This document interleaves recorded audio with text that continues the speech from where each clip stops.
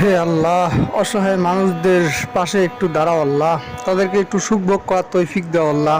হে আল্লাহ, যারা এরকম মানুষ আছে আল্লাহ, তাদেরকে তুমি সুখ ভোগ করার তৌফিক দাও আল্লাহ।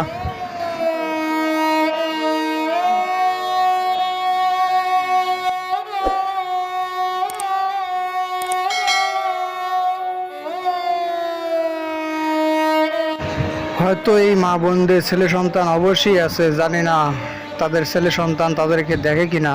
হে আল্লাহ, তাদের ছেলে সন্তানকে ভালো রাখো এবং এই মা বোনদের দেখার তৌফিক দিয়ে দাও আল্লাহ।